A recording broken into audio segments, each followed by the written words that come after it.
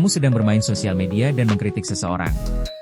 Kamu berdebat panas dengan seseorang, tetapi tiba-tiba dia mengetahui rumahmu, bahkan tidak hanya alamat rumah. Tetapi dia tahu juga NIK, nomor KTP, bahkan sampai nama orang tua kamu. Semua itu bisa terjadi karena satu hal yaitu, kebocoran data. Lalainya pemerintah dalam menjaga keamanan sistem mereka dapat merugikan warga.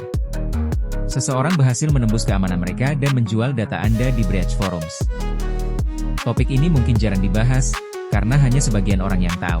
Sebelum melanjutkan, saya ingin memberikan sebuah disclaimer jika konten ini hanya untuk memberikan edukasi dan informasi supaya kedepannya kita lebih meningkatkan serta jangan menganggap sepele hal ini. Selamat datang di konten Eber, Education Cyber, hanya di channel Zildan Security. Apa itu breach forums? Breach forums bukan forum biasa. Ini bukan tempat ngebahas teknologi atau sekadar ngoding.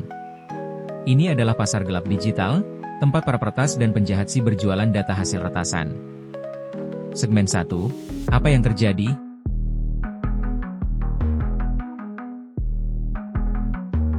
Beberapa tahun terakhir sering terjadi serangan siber dan pencurian data pribadi, baik dari lembaga pemerintah maupun korporasi.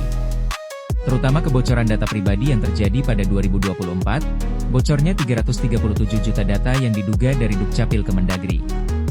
Data tersebut sangat berbahaya kalau bocor, dikarenakan isi dari data tersebut hampir lengkap tentang identitas 337 juta warga negara Indonesia.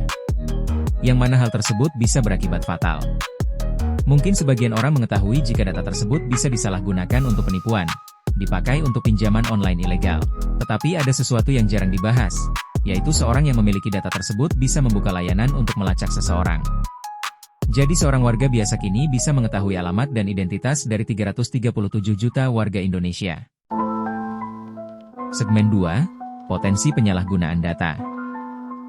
Seperti yang banyak orang ketahui, data yang bocor dapat digunakan untuk pemanfaatan untuk pendaftaran layanan ilegal, pemalsuan identitas dan dokumen resmi, akses ke sistem tertutup atau database tertentu, targeting dan social engineering.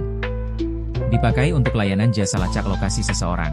Tetapi di sini yang akan gua bahas hanya satu, yaitu dipakai untuk layanan jasa lacak lokasi seseorang. Ada sebuah grup dan perorangan yang memanfaatkan hal ini untuk menjadi wadah di mana mendapatkan uang, yaitu dengan memanfaatkan data tersebut untuk jasa lacak lokasi seseorang. Kali ini, Anda tidak perlu menjadi polisi untuk mendapatkan akses mencari tahu identitas seseorang. Itu baru satu instansi saja yang bocor. Dalam tiap tahun ini negara kita sering mengalami hal kebocoran data. Segmen 3, konsep dari jasa lacak lokasi. Seseorang yang memiliki data tersebut biasanya mempromosikan layanan mereka baik melewati grup Telegram, WhatsApp, Facebook bahkan Twitter. Awalnya saya tidak percaya dengan hal ini, karena seharusnya yang bisa mencari identitas kita secara akurat yaitu hanya polisi, itu pun jika ada izin.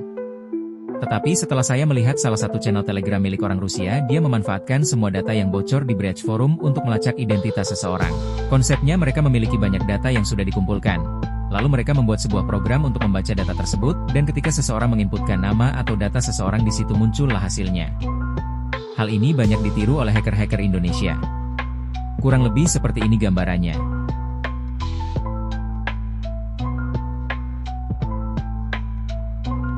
Apa yang harus dilakukan ke depannya? Seperti yang kita ketahui, jika mencegah lebih baik daripada memperbaiki. Kedepannya pemerintah kita harus melakukan pengecekan secara rutin terhadap sistem mereka dan melakukan penetrasi testing. Semoga kejadian seperti ini bisa ditangani dan berkurang tiap tahunnya. Menurut kalian apa yang harus dilakukan ke depannya? Kalian bisa tuliskan pendapat kalian pada komentar di bawah.